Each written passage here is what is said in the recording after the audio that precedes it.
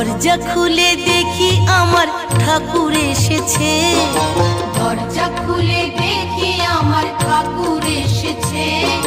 স্বপ্নে দেখি ঘরে আমার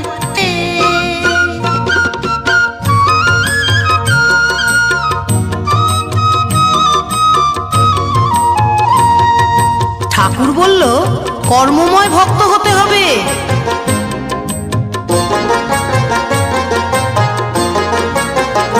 ঠাকুর বলল কর্মময় ভক্ত হতে যে হবে, দীক্ষা নিয়ে ডাকলে আমায় সহজে পাবে।